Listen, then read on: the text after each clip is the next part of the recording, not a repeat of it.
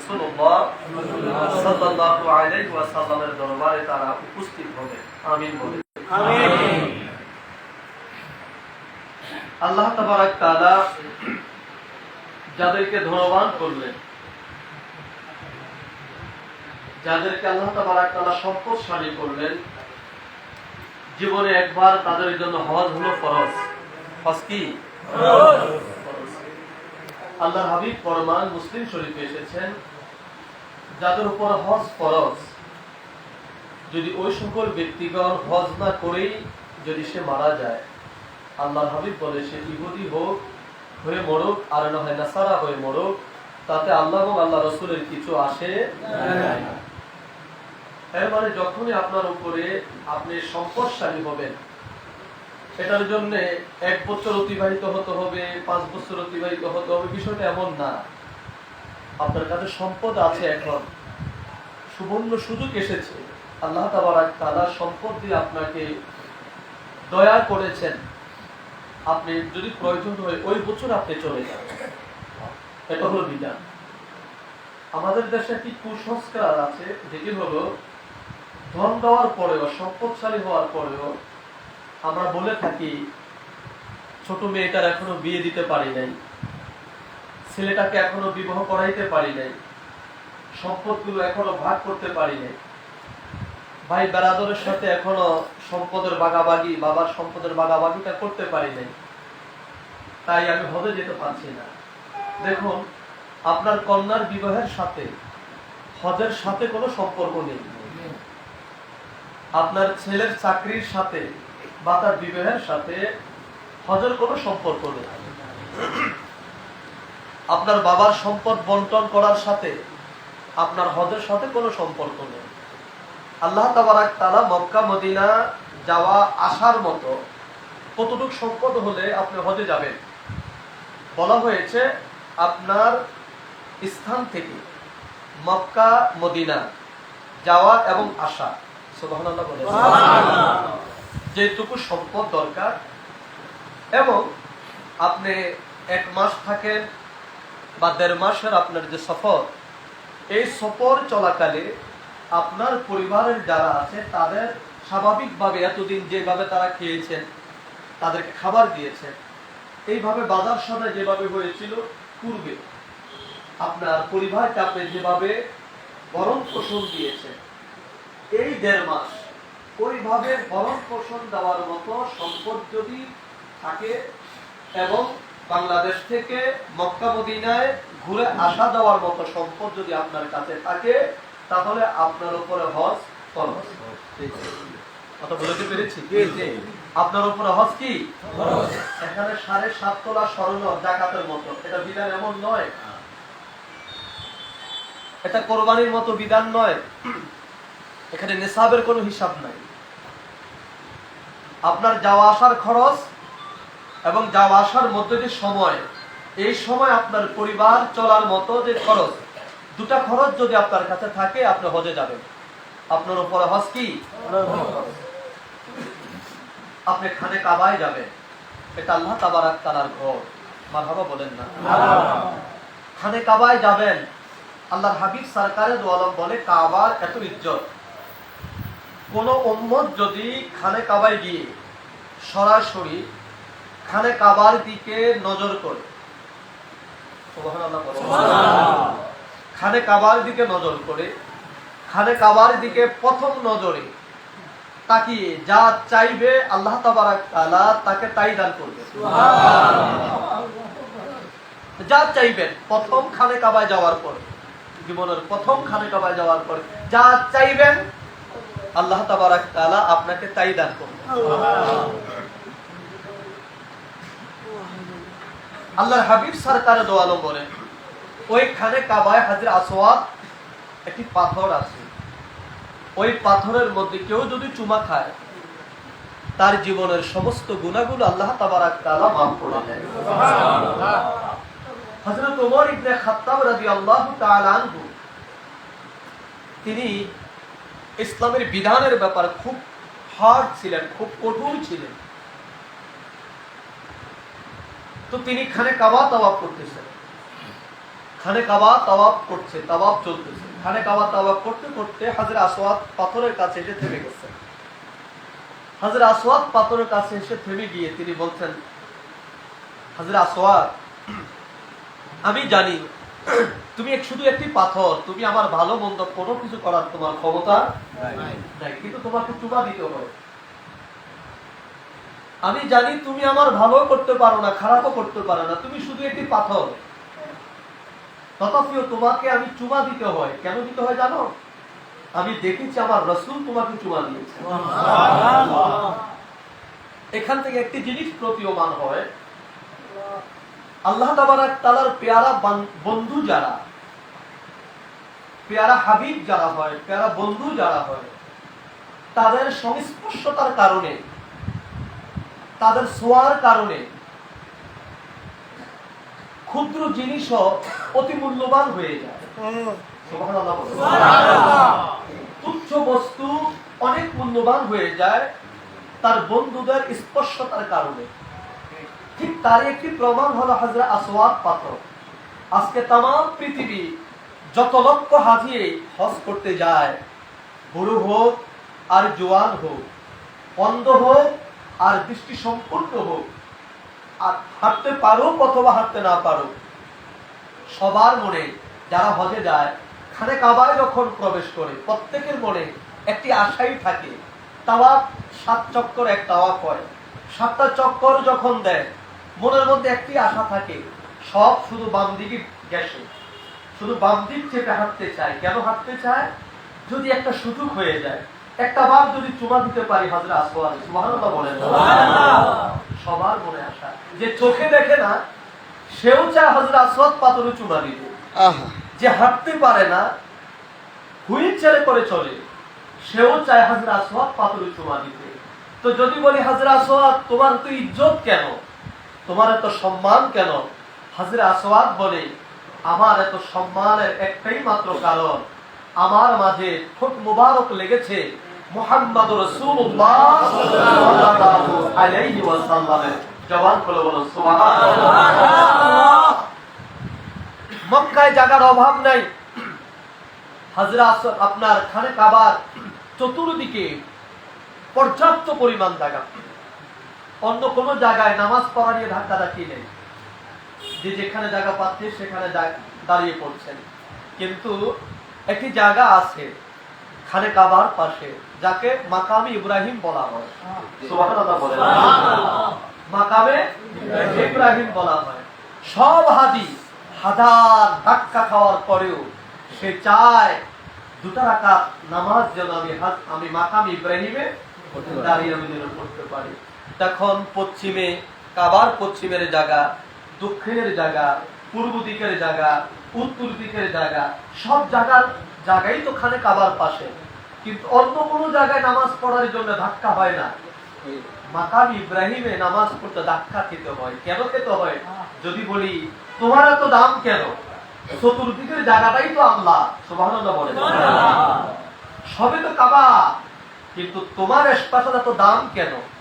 মাকামে ইব্রাহিম বলে, আমার দাম হলো আমার এই জায়গায় দাঁড়িয়ে জাতির পিতা আল্লাহর পেয়ারা বন্ধু আল্লাহর খলিল হযরত ইব্রাহিম আলাইহিস সালাতু ওয়াস সালাম এখানে দাঁড়িয়ে আমার বুকে ওনার কদম রেখে উনি 2 রাকাত নামাজ আদায় করেছিলেন।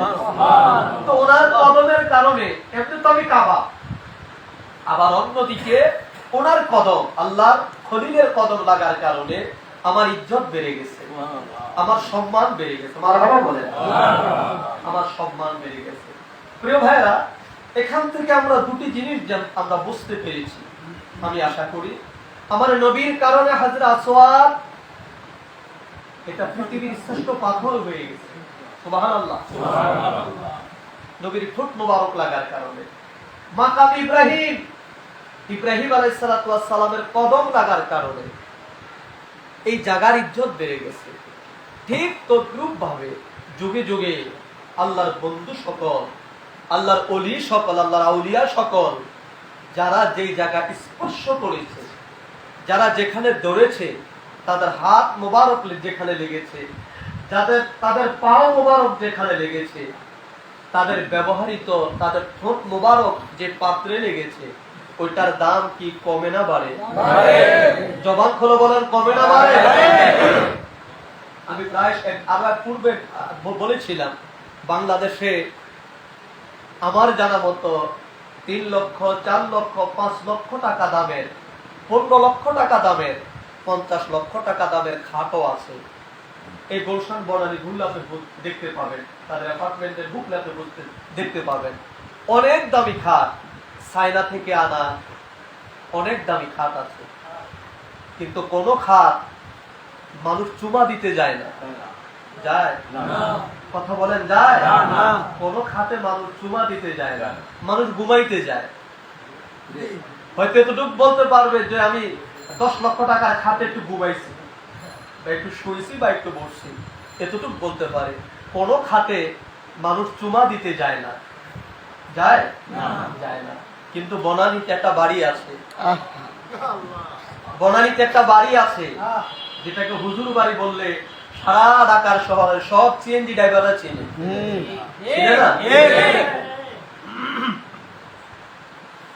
এখানে এই গুলশান বনানীতে এমপি মন্ত্রীদের, বহু এমপি মন্ত্রীদের বাড়ি আছে। ওখানে তাদের বাড়ির নাম্বার বলতে হয়, এত নম্বর সেক্টর, এত নম্বর হাউস, রোড নাম্বার এত, এরপর সিএনজি ওয়ালা ম্যাপ দিয়া এরপর খুঁজা বাইর করে। কিন্তু গুলশান বনানীতে একটা বাড়ি যেটা খোঁজার জন্য ম্যাপ লাগে না। কথা বলেন, ম্যাপ লাগে না। আপনার সিএনজি ওয়ালা বলেন, ওভার ওয়ালা বলেন, ওই যে পাঠাওয়ালা বলেন, ওনারা এক নামে ছিলেন। কোন বাড়ি? এটা হুজুর বাড়ি। তো হুজুর বাড়িতে এটাকে খাস বলা হয় না। আগে জানতাম যেটার সামনে পিছিয়ে কোনো নকশা থাকে না, স্বাভাবিক যেটা, এটা আমাদের গ্রাম্য ভাষা বলা হয় চকি, নাকি? চকির আকৃতি একেবারে সিম্পল, এর চেয়ে সিম্পল হতে পারে না একটা খাট। এই খাটে চুমা দেওয়ার জন্য মানুষ পাগল হয়ে যায়। কথা বলেন। আর এটাকে অনেকে পূজা বলে, অনেকে এটাকে পূজা বলে। প্রিয় ভাই, ওই খাটটায় চুমা দেওয়ার জন্য পাগল হয়ে যায়। তো যদি বলি এর হুজুর বাড়ির খাট, তোমার এত প্রেমে মানুষ পাগল কেন? তোমাকে কেন চুমা দিতে চায়? গুলশান বনানীতে তোমার চাইতে 1000 গুণের দামি খাট পড়ে আছে, সেই খাটে কেউ চুমা দিতে যায় না, সেই খাট কেউ দেখতেও যায় না। তোমার কাছে আসলে কেন মানুষ চুমা দিতে চায়? খাট উত্তর দেয়, আমি এমন এক খাট, আমার উপরে যিনি বিশ্রাম করেছেন তিনি হলো যোগ্য শ্রেষ্ঠ মহাকামেল আখরি জামানা আল্লাহ তাবারক তাআলা সবচেয়ে বড় মাহবুব, আল্লাহ পাকের সবচেয়ে বড় পেয়ারা বান্দা, যিনি হলো বিশ্ব ওলি রাজা বাবা ফরিদপুরি কুদ্দুস আসরুল আজিজ। কথা বলুন ঠিক কি? আজকে তার সংস্পর্শ পাওয়ার কারণে আমার দাম বেড়ে গেছে। সুবহানাল্লাহ। আমার দাম বেড়ে গেছে, আমার ইজ্জত বেড়ে গেছে। সুতরাং যারা ফতুয়া দেওয়ার 1000 ফতুয়া দিতে পারে, তাতে কিছু আসে যায় না। তবে হযরত ওমর ইবনে খাত্তাবের মতো যদি জ্ঞানবান যদি হয়, আক্কেলমান যদি হয়, বুদ্ধিমান যদি হয়, তাহলে ওই হযরত আসওয়াদ পাথরের কাছে এসে থেমে যাবে আর বলবে, দেখো তুমি আমার ভালো করতে পারো না, মন্দ করতে পারো না, তারপরে তোমাকে চুমা দিতে হয়, কেননা তোমার মাঝে চুমা দিয়েছে আমার নবী রাহমাতাল লিল আলামিন। আর যদি আহাম্মক হও, বেকুব মার্কা হও, তাহলে তুমি ওই হযরত আসওয়াদ পাথরও দেখবা পাথর, আবার রেল লাইনের পাথরও দেখবা পাথর। তোমার মধ্যে এটাকে পার্থক্য করার, পারাক করার তোমার সেই জ্ঞান আল্লাহ পাক দেয় নাই, তুমি করতেও পারবা না। এটা জ্ঞানের দরকার, এটা এলেমের দরকার, এটা বুঝার দরকার। প্রিয় ভাই আমার, মা হাজর আলাইহিস সালাতু ওয়াস সালাম সাফা এবং মারওয়া দুটি পাহাড়, ইন্নাস সাফা ওয়াল মারওয়াতা মিন শাআরিল্লাহ, যেখানে সাই করা হয়, দৌড়াদৌড়ি করা হয়, দুটি পাহাড়। মা হাজরা ওখানে দৌড়াইলেন। উনি তো ইবাদতের জন্য দৌড়ায় নাই। এখন আমরা যারা দৌড়াই হজে গিয়ে, আমরা ইবাদতের জন্য দৌড়াই, সুবহানাল্লাহ বলেন না? এটা আমাদের জন্য ওয়াজিব, আমরা দৌড়াইতে হয়, না দৌড়াইলে হজ হয় না। আমরা ওয়াজিব পালন করার জন্য, হজ কবুলের জন্য আমরা দৌড়াইতে হয়। কিন্তু মা হাজেরা যখন দৌড়াইলেন তখন তার উপরে ওয়াজিব ছিল না, সুন্নত ছিল না, নফল ছিল না। উনি তখন সন্তানের জন্য একটু পানি তালাশ করার জন্য একবার সাফা আবার মারওয়া, একবার সাফা আবার মারওয়া তিনি দৌড়াইলেন একটু পানির জন্য। সুবহানাল্লাহ বলেন। আল্লাহর একজন বান্দী দৌড়াইলেন। এখন কেউ যদি বলে যে বিবি হাজেরাও হাজেরা, আমাদের ঘরের বেগম সাহেবের নামও হাজেরা, আল্লাহর বান্দা বান্দী তো সবে এক, তো হাজেরা দৌড়াইছে দেখি আমি দৌড়াবো নাকি? ইব্রাহিম নবীর বউ ছিল হাজেরা, আমার বউ হাজেরা, এখানে দৌড়ানোর কি আছে? এখানে দৌড়ানো যাবে না। বলেন এই ফতোয়া যদি কোনো মোল্লা মৌলবী দেয় মানবেন? কথা বলেন মানবেন? কেন মানবেন না? কারণ এই হাজেরা আর ওই হাজেরা এক না। ওই হাজেরার স্বামী আর তুমি স্বামী এক না। ওই হাজেরার স্বামী হল আল্লাহর খলিল, আর ওই হাজেরা ছিল ইসমাইল আলাইহিস সালাতু ওয়াস সালামের মা। ওই হাজেরা ছিল আল্লাহর আবেদা। আল্লাহর আবেদা বান্দির জন্য, বান্দির দৌড়াদৌড়ি আল্লাহর কাছে এতই পছন্দ হয়েছে, এতই পছন্দ হয়েছে, তার দৌড়াদৌড়িটাকে আল্লাহ তাবারাক তাআলা কিয়ামত পর্যন্ত আল্লাহর ঘরের যত মেহমান যাবে সবার জন্য এই দৌড়াদৌড়ি বাধ্যতামূলক করে দিয়েছে। সুবহানাল্লাহ বলেন। দৌড়াদৌড়ি বাধ্যতামূলক করে দিয়েছেন, দৌড়াইতে তোমাকে হবে। আর যখন দৌড়াইতে হবে ওই জায়গা, তখন বিবি হাজেরাকে তোমার সম্মান করতেই হবে। কথা বলেন না? সম্মান তোমাকে করতে হবে। এতে আল্লাহ তাবারাক তাআলার বিধান। এই জন্য জ্ঞানীদের জন্য হলো কিতাব। কথা বুঝতেছেন? জ্ঞানী মানুষের জন্য হলো কিতাব, জ্ঞানীদের জন্য হলো ইসলাম, জ্ঞানীদের জন্য হলো তরিকা। প্রিয় ভাইরা, এই জন্য আমাদের এই জিনিসগুলো আমাদের বোঝা দরকার। তাহলে দেখবেন আজকে যত ইবাদত আল্লাহর, যত ইবাদত আল্লাহর জন্য হয়, প্রায় আপনার ইবাদতের স্থানগুলো আল্লাহর ওলিদের, আল্লাহর পয়গম্বরদের চিহ্নের কারণে, নিদর্শন বলির কারণেই আজকে ইবাদত হচ্ছে। আপনি আপনি আরাফায় যাবেন, মক্কায় মরুভূমির তো অভাব নাই, পাহাড়ের অভাব নাই, অভাব আছে? অভাব নাই। তো আপনি আরাফায় যাবেন কেন? আপনি তো জিদ্দা যেতে পারেন। আপনি জিদ্দা না গিয়ে আপনি সৌদি আরবের যে রাজধানী রিয়াদ যেতে পারেন। তো আপনি রিয়াদও গেলেন না, জিদ্দাও গেলেন না, আপনি 9 জিলহজ চলে গেলেন কোথায়? আরাফায় চলে গেলেন। তো আরাফায় গেলেন কেন? আরাফাতে কি? আরাফা একটা মরুভূমি, একটি পাহাড়, ওখানে গেলেন কেন? আরাফায় আল্লাহ বলছে এই কারণে আরাফায় তোমাদেরকে নেওয়া হলো, এখানে আমার বন্ধু, আমার সফিউল্লাহ, সুবহানাল্লাহ বলেন, হযরতে আদম আলাইহিস সালাতু ওয়াস সালামের তওবা আমি আল্লাহ এখানে কবুল করি। সুবহানাল্লাহ। আমার আদম এখানে এসেছিল, আমার আদমের সাথে আমার হাওয়ার সাথে এখানে আসার পর পরিচয় পেয়েছিল। 350 বছর পর এখানে তাদের সাক্ষাৎ হয়েছিল। এটা মিলনের স্থান, এটা পরিচিত স্থান। এখানে হারিয়ে যাওয়া মানুষের সাথে, হারিয়ে যাওয়া বন্ধুর সাথে তার বন্ধুর সাক্ষাতের জায়গা হলো আরাফার ময়দান। সুবহানাল্লাহ। আরাফার ময়দান। তাহলে আমরা দেখি হজের যে আনুষ্ঠানিকতা, যাকে আমরা যতটুকু দেখি সবগুলো, যদিও কুল ইন্নাস সালাতি ওয়া নুসুকি ওয়া মাহইয়ায়া ওয়া মামাতি লিল্লাহি রাব্বিল আলামিন, যদি আমার সমস্ত ইবাদত আমার আল্লাহর জন্য, কিন্তু আমরা যে হজে যাচ্ছি, হজের প্রতিটি জায়গায় হলো আল্লাহর পয়গম্বরদের, আল্লাহর পেয়ারা বান্দা এবং বান্দীদের নির্দেশনা সমূহ। জবান খুলে বলেন সুবহানাল্লাহ। কথা বুঝতেছেন? আপনি আরাফায় গেলেন, এটা আদম আলাইহিস সালামের স্মৃতি জড়িত জায়গা। আপনি মিনায় আসবেন কোরবানি করতে, ওই মিনাটা হযরত ইসমাঈল আলাইহিস সালামের স্মৃতি বিজড়িত জায়গা। আপনি খানে কাবায় আসবেন, আমার নবী রাহমাতাল লিল আলামিনের মাওলুদ শরীফ, আমার নবীজির প্রিয় নগরী মক্কা, নবীজির জন্মভূমি মক্কা।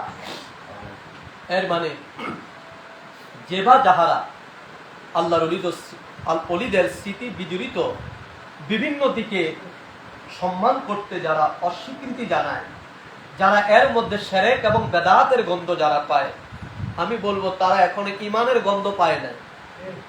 কারণ আপনার ভিতরে যদি ঈমান না থাকে, আপনি ঈমানের স্বাদ বুঝবেন না।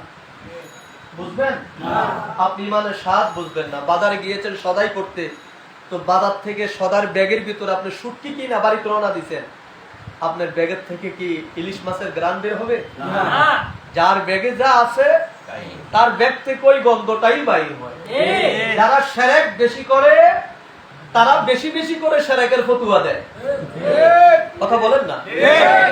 আর যারা ঈমানের উপরে যারা আছে তাদের কথার মধ্যে রাসূল প্রেমের তত আলোচনা বেশি আসে। তারা শিরকের ফতোয়ার দিকে তারা যায় না, কারণ শিরকের ফতোয়া কখন আসবে, আপনি কখন দিবেন? যখন আপনি রাসূল প্রেমে আপনি বেবুল হয়ে আছেন। যেখানে রাসূলের প্রশংসাই শেষ হয় না, সেখানে আপনি শিরকে আপনি কখন যাবেন? কথা বুঝতেছেন? এই জন্য যার ব্যাগে যাহা তার ভিতর থেকে বাহির হয়ও তাহা। এই জন্য আমাদের বিচলিত হওয়ার কিছু নাই। প্রিয় ভাইরা আমার, আল্লাহ তাবারাক তাআলা বললেন হুদাল লিল মুত্তাকিন, কোরআন হলো মুত্তাকিনদের জন্য হেদায়েত। সুবহানাল্লাহ। কোরআনটা কি?